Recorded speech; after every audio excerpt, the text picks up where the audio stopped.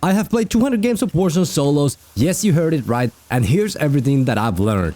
When Warzone dropped, I started making notes on my notebook. There I listed things that I want to be obtaining during the match and what do I need to look for in these games, in order to give myself the best chances of winning. The first 10 or 20 games was a struggle, but then I started to make a huge adaptations and started to get more confident about winning more games. We're gonna be going highly in depth of Warzone solos, and it starts here in our Loadout tab.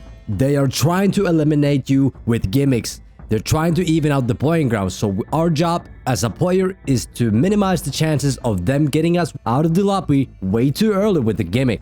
I pretty much run a 2 loadouts. I run my overkill AK plus an HDR, and then I run my 8 attachments AK on my second one. Of course, this is a player specific and you can pick your favorite guns and what you feel most confident. And of course, I will be changing them as the meta progresses.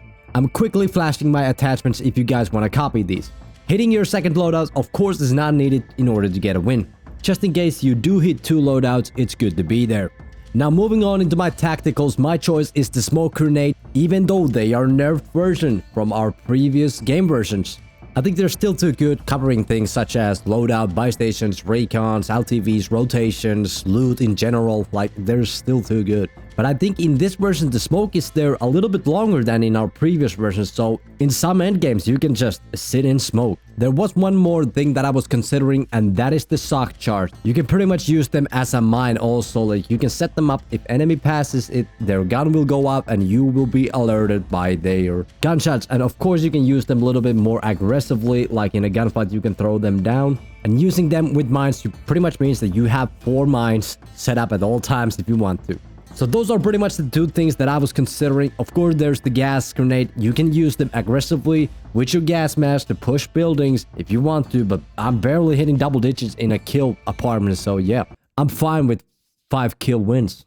Now moving on into the lethal side, my choice is the spring mine because they're too good for vehicles. Of course, they can be prone to reduce the damage on detonation and they can be ran through with a reflex perk. I will show you a counterplay on that later. But it's a solid defensive mine in a building.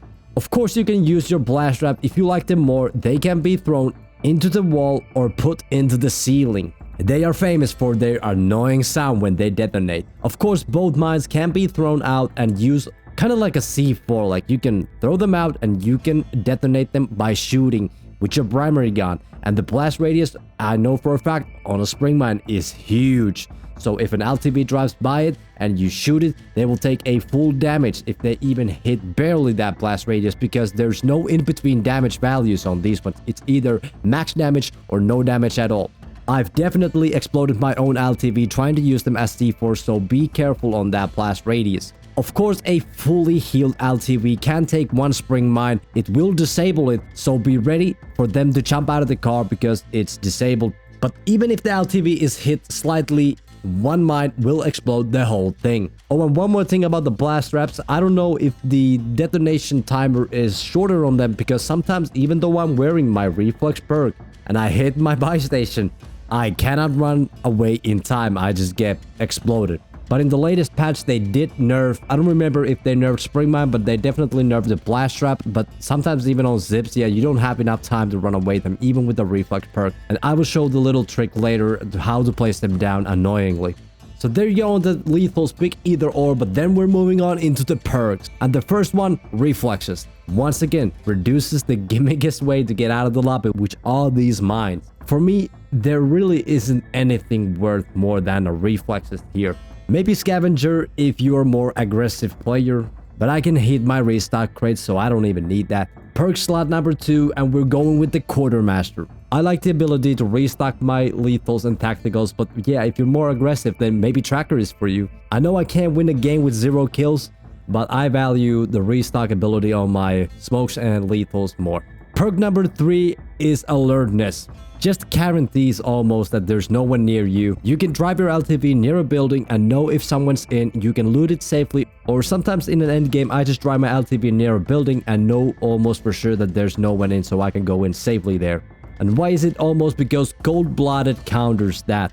But who the uses gold blood. First, I was using ghost, but then I realized that it's really not giving me that much because I use so much LTV that people are gonna be aware of my positioning because there's an LTV right next to the building. And again, pretty much like with the tracker, like if you want to be more aggressive and go for high kill games, they got you with the perk here as well, and that's probably the bird's eye you want to be going with. That's all in the loadout tabs, but before you queue in the solos, let's go into our settings and make sure that our king of close range is on. But real talk, there's actually a couple more things we need to go through. And because LTV is so present in our gameplay, so did you know that the LTVs have windows that seems to reduce the bullet damage? You can break them, but it takes bullets. Even the HDR cannot one-shot the windows. It is possible that this avoids you being one-shot headshots from an HDR. This is where we need a guy like Jayga to test this one out, because I simply do not have sources to test this one out myself. It's good to know that picking a LTV with the fresh windows is your safest choice. Couple more things we need to go through with an LTV. Just look at the getting animation that we have. You're so open for bullets and people will hard scope these LTVs with an HDRs and their AKs, and you are quickly gonna find yourself in a gulag if you don't use this trick. And this is how you never get shot getting into the car. You cancel the getting animation with 4 seat swaps. It is so much harder to get shot here. I have yet in my 200 games never been shot out of this seat swap trick. And people on keyboard and mouse, you can map yourself a previous seat button as well. So you don't have to do the 4 times seat swaps. You can just press 1 seat swap and then the previous seat. Keyboard and mouse on top, huh? Obviously, mastering your window picking is great, but here's a one little trick. You can go into the passenger side, get out, and mantle the rooftop instantly. This will help to surprise your opponent in gunfights, and it makes your looting faster. On top speeds, the mantle can be difficult, so sometimes dropping the speed just slightly before the mantle is great. And I do not know why it works better on passenger side, but it does.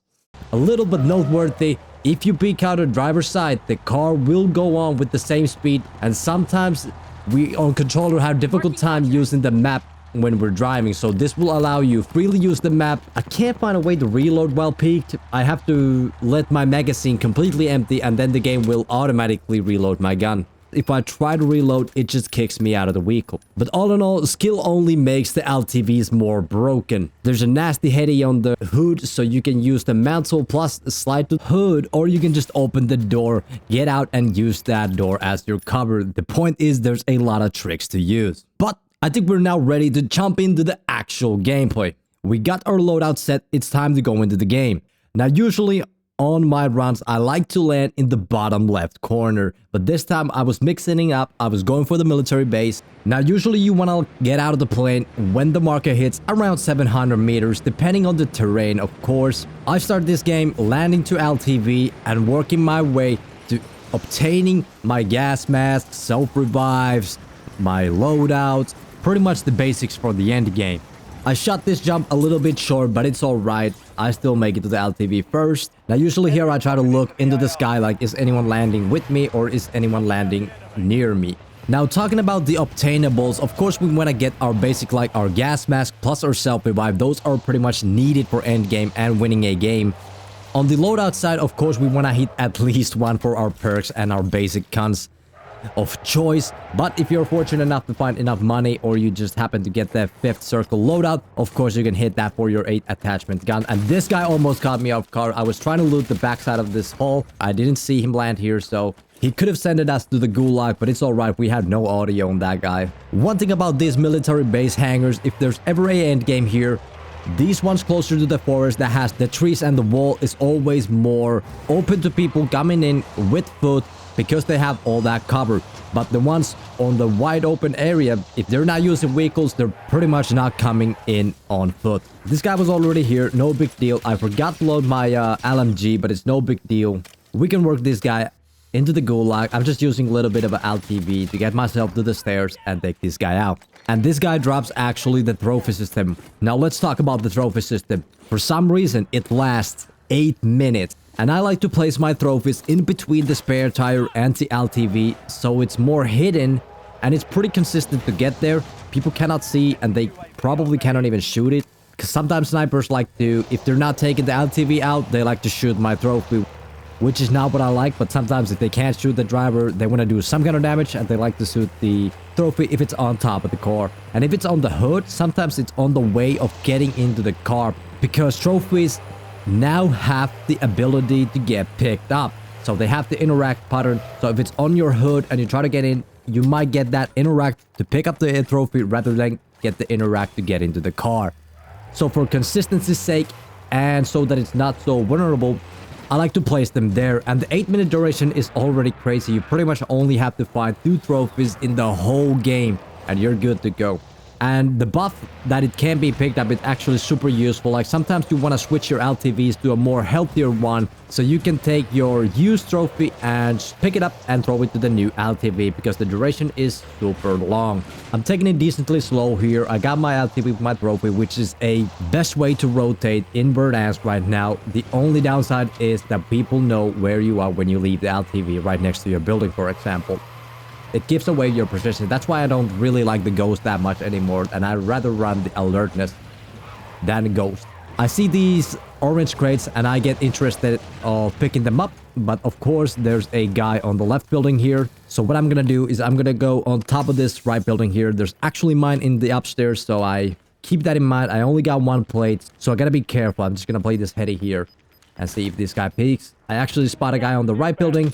He goes down and I immediately see this recon drone fly, so I try to make an aggressive decision here and push, but I actually fail because I was thinking he's on the upstairs for sure. But then I play the outside because I lost my element of surprise here. I loot this orange crate. I want to be careful that he doesn't peek me because I was marked by the recon drone, of course, there as well. I switch my mortar into the UAV. Then I want to take out the recon drone, but because while parked, it still marks you, so they are super useful. And sometimes it's difficult to recognize that you are marked. It's so small text appearing right on the center of your screen, of course, but it's a little bit lower. Even though my HUD is all pushed all the way in, I sometimes can't even see it. Depending on the situation, of course. If it's like super hectic, I might miss it. I go back into the roof. I want to take this guy out. He might have some money for me. He doesn't seem that good. Like, if this guy would be sweaty, I would chalk this gunfight because it would just be 50-50.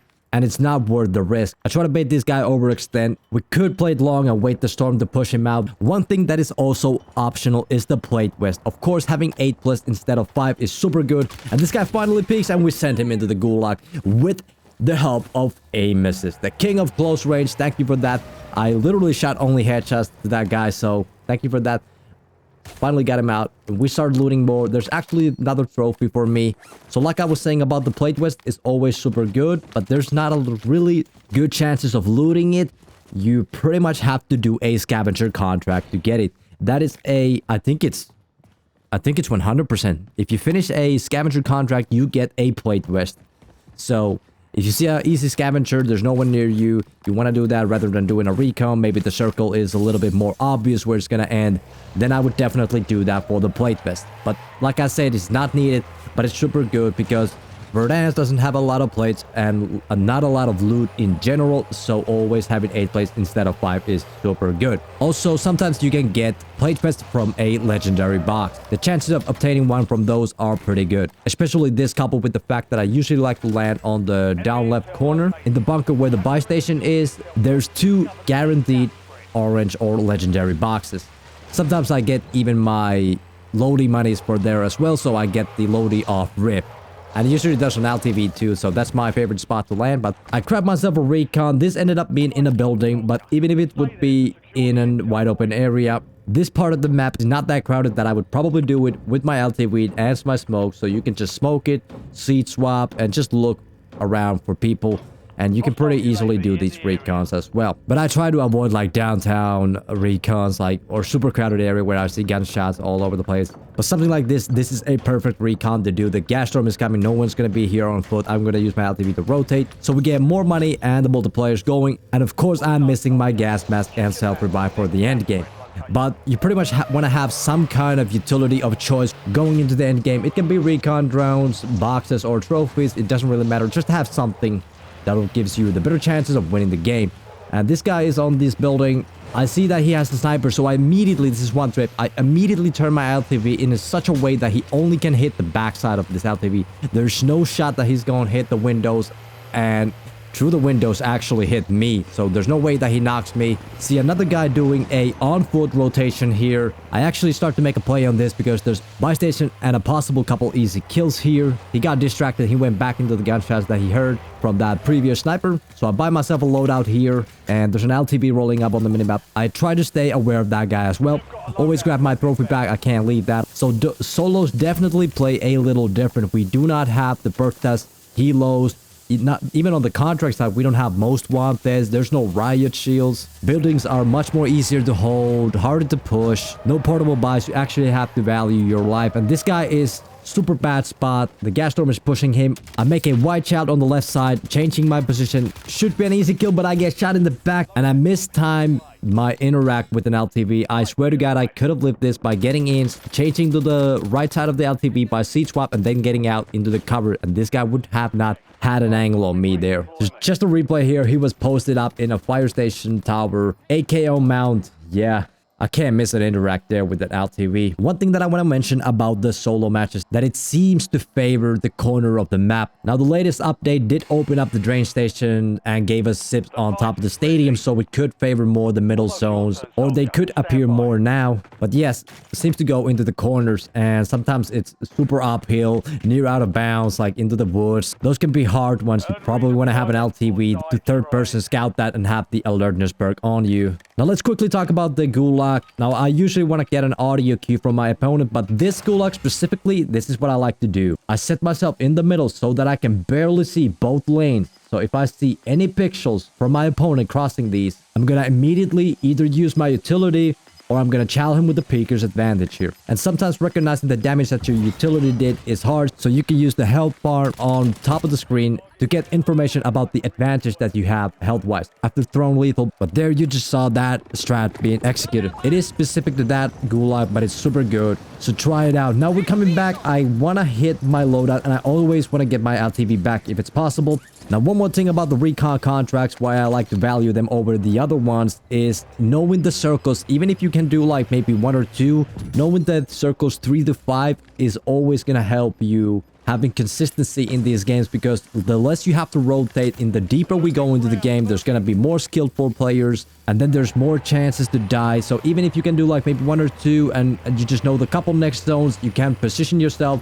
so much better for the end game that you can easily rotate into the 5th and the 6th and the 7th circle. Now, if you don't like LTV or you don't have one and you have to rotate, one way to rotate is buying a UAV and using that information, especially if you have bird's eye. You can see the ghosted player and a bigger radius, is using that UAV information to rotate into a safe building and choosing the route so that it's actually consistent. And talking about picking the right building, sometimes you don't want to have the most busiest building in the zone. Like, that's gonna mean you're gonna have to take 1 or 2, maybe 3 gunfights to protect that building. And that's gonna be more 50-50s with good players, and that's gonna be a big killer for your consistency to get wins. So picking on paper a weaker building sometimes is better choice. And obviously, the smaller the building, the utility spam can be a problem. Of course, you can use trophy to counter that, but the bigger buildings always run into the issue that there's so many angles to hold these opponents out of the building. So that are a couple things to consider choosing a right building to go into.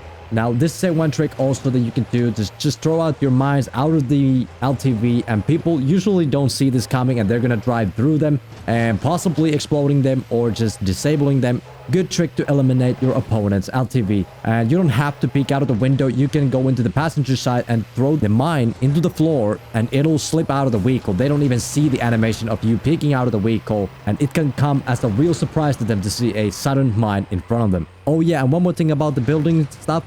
Picking a building, it's always easier to rotate downhill. So if there's a zone where there's a clear high ground and a low ground, even if it's circle 5, I would favor the high ground, especially if I'm on foot. It's a lot easier to go into the downhill and rotate into the buildings rather than going up. So pick a spot with that in mind. So I'm still on a regain here after the gulag. I need plates, and I need them bad. Also, when you're using your smokes to hit buy stations, loadouts, or your recon contract, you want to restock them in the restock supply stations. They can be found on your big map and your mini map.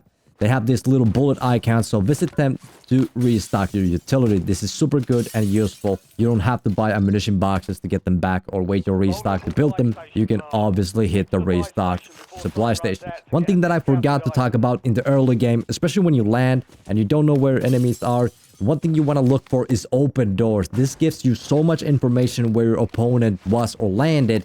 Like if you see on the first minutes of the game, you see an open door, there's probably a pretty good chance that someone is already in there or is still looting that place or just looted that, so he could be in the vicinity. So open doors, especially in early game, is a big sign to get ready for a gunfight. Also, if you find yourself within a precision airstrike, you can use that strike as a binoculars to get information of your surrounding. It's like a HDR aim down sight, but no clint. So it's super good. Also, what I'm doing here to get my money back and get my endgame set ready, I just do a super run because I gotta rotate, I gotta switch positions anyway, so I might as well hit this buy, but I end up chalking that because there's already a guy set up. I should have known that from the LTV that was already at that spot.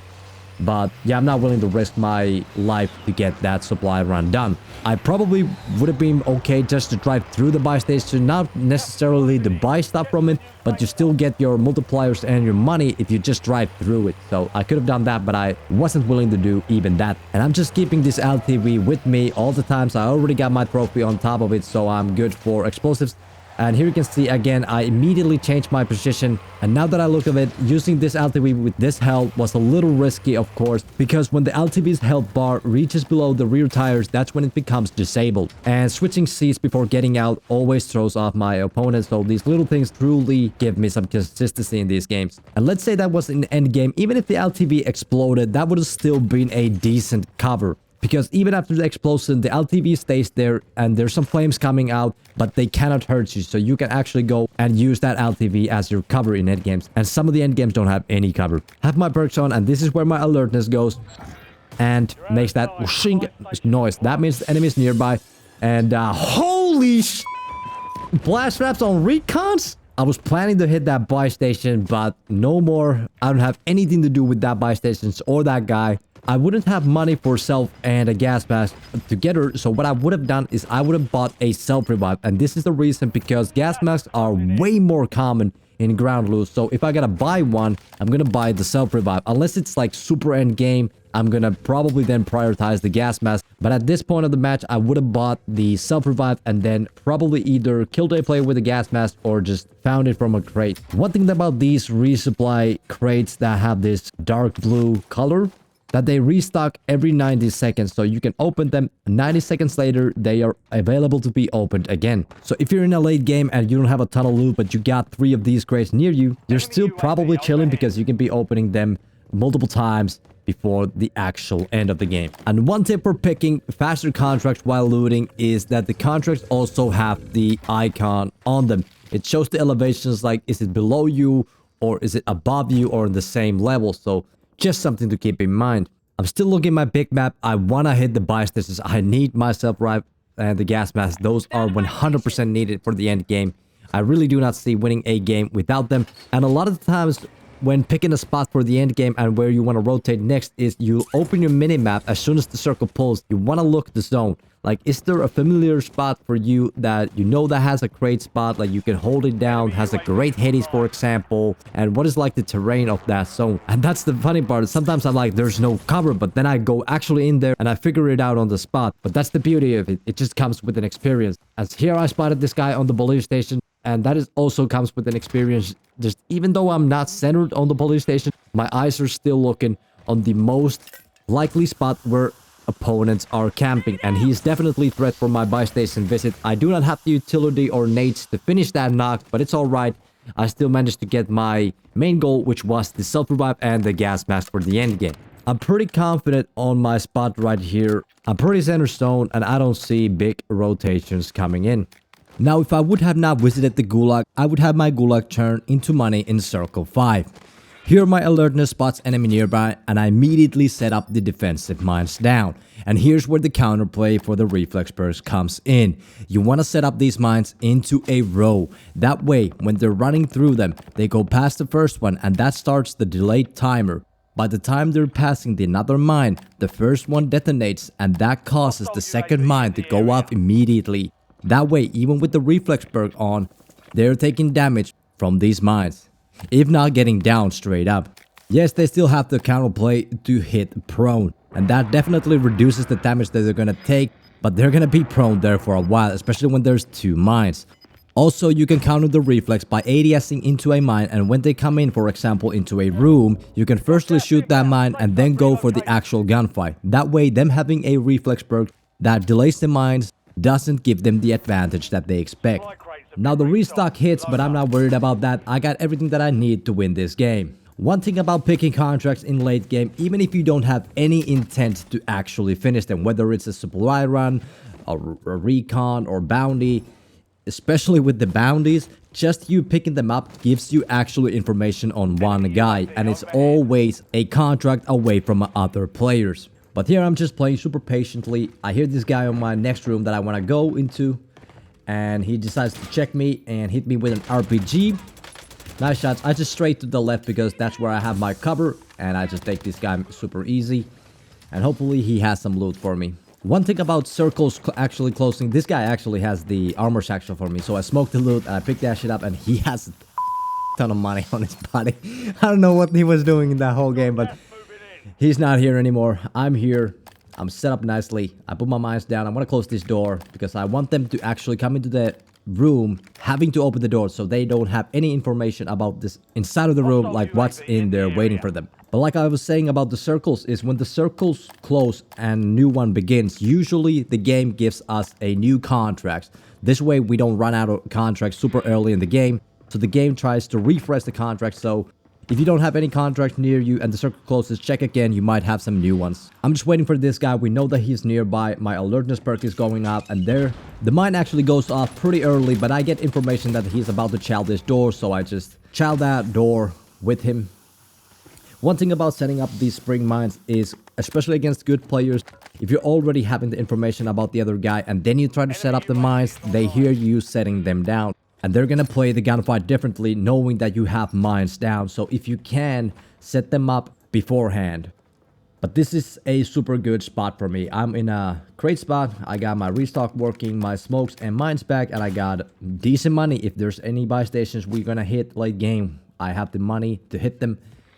And I just got my deployable cover here. I got my plate box. I'm not gonna run out of plates. I got my self-revive gas mask. I got my favorite guns, 8 attachments, AK. I'm just set up for the W here. The utility, the loadout, everything is working towards one goal, and that is to win this game. Because just look at the defense we have here. Mines are down. My restock works another mine, so I set it up in a spot where I don't want them to go, because that can be a little sketchy gunfight to take, as we already took one behind that bookshelf. I don't want to get my enemy behind that bookshelf plating up, so I set the mine there for that reason. And here's where the gulag goes, and usually here's where the Circle 5 loadouts drop. Now you can obviously obtain information on the loadout drops if you have like a window. You're in a, let's say a farmland is pretty common spot where I just look into the sky, how many loadouts are dropping near me. That way I can know how many enemies are near me. So that's super useful. Also, this is pretty useful that you can pick up the deployable cover and set it up different ways. So I just place it in a better spot, I think, because I have to look for this left door also. So I feel comfortable being in this spot. But yeah, we truly have everything here. I do not have the LTV, but I don't think that this endgame needs that.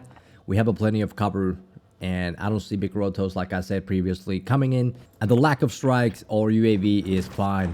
But here I'm expecting players coming in from the buy station side.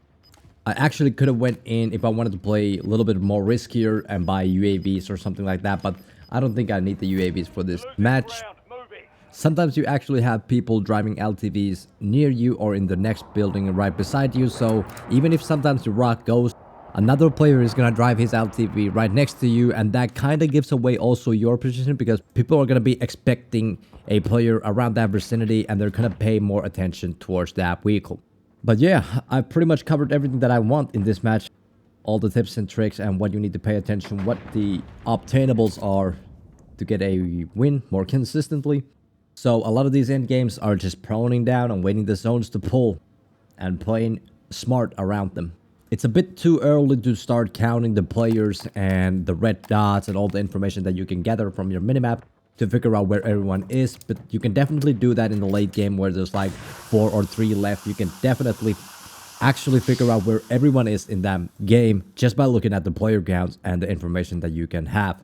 I hear this guy looting right next to me. I smoke the room because I want him to push into this building or in this room and not seeing the mines, and I'm okay if he goes into the smoke and gets exploded by these mines and taking a massive hit, and then I can take him out even though he would be on keyboard and mouse, because in smokes I don't have obviously my aim assist working. Here I was thinking about wherever the zones pulls, I immediately check my map to see what do I want to rotate into, and I was thinking about playing this wall in the street, but I actually end up changing it up because I hear these guys on my left and I see them on the map. I just don't feel like I can hold this spot out of enemies, or I would have to take several gunfights to be here. So I actually want to get inside, but I'm making this cross pretty slowly, and I continue to make my way into a building. The jailbreak is gonna bring a couple people back, and this guy, without my shadows on, would have put me definitely down, because I was able to see him because of that lighting on top of the door. His shadow was pushing out, so I knew that I can ADS and I can just pre-fire that, and he almost took me out even then. But you saw there the patience coming into this room where I have no information. Is there gonna be somebody here? And I'm pretty much expecting a guy be here because it's so late game. One of the only inside rooms that you can have, so it's definitely a good place to be. So of course there was a guy. But without the shadows on, I don't think I would be alive here. Now, these mine placements are probably not my best. They kind of reach me also when someone pushes into this room. So this is pretty much the only safe spot that I have here. But I can see the door where I came in, so... And I can also see their door on the right, so I don't think that this is like super bad spot. And again, these circles close super fast on the end game, so I immediately checked the Big Mac to see I'm actually safe inside of that door where I came in. I can still be in, but I hear guys on the left. Risky spots, but this is why I don't like my mine placement here. Unfortunately, you cannot pick them up. I wish you could, so I could place them down in a different way, but it's alright, they're already super strong, so I'm fine with that. And this is where the minimap information comes in super handy. I can see that there's one guy on the roof, so I gotta remember that guy. And then the player count drops, and then I get another red dot on the roof. So I pretty much know that there's still someone, and somebody just took somebody out. I placed the mine outside of the door because it was too close to the entrance. But I'm just playing super patiently here. Got 9 kills to my name. Not gonna be my lowest kill win here if I'm gonna be able to win this match. The precision airstrike comes in, and we get the ping on the guy on our right. The guy on the left starts making moves. The gas storm is coming. I set up another mine onto the door. They're still in a row, keep that in mind. Technically, if he runs in, he's probably gonna be hurt here. And I just set myself into this corner. And he doesn't come in, he went somewhere else. A couple red dots appearing in the minimap also. Still 6 left, that's quite a lot. But this is where I have to focus on my next rotation. And here I got surprised. I was like, okay, he's using the thing. But I believe looking back into it, that was just a pot shot. I checked the door to see if he's pushing or where is he actually. And here's where I make my rotation of choice. I smoke this. A lot of people would go right here. There's 3 red dots here, but I go left because I know the zone is gonna pull here. And remember the guy on the top? We can actually just hear him here. He probably knows about me as well. I set the mines if somebody pushes me on low. And then I obviously want to check if the guy on the roof overextends here. Gotta be ready to shoot him if he overextends that roof. And here I decide to climb the ladder super slow and see if I can make it close to the top. And if there's some distractions, I'm gonna just jump the roof. And there's my cue. He knows about me, but he's hurt, so I am able to take him down pretty easily. It's a 1v1. We know that the guy's on the low ground here. And we get our next zone bull, so I don't immediately overextend out of the roof myself. I check the next zone. Like, is there gonna be a great spot to go here? I don't have my gassy left. I think about that container. I spot him on the wall here. He has a sniper. And this centering just comes with an experience. He whips his shot. Even though he would have hit that, I have myself revive. If he doesn't have nades or airstrike, I'm probably chilling there. There you can see the sniper shot went over my head.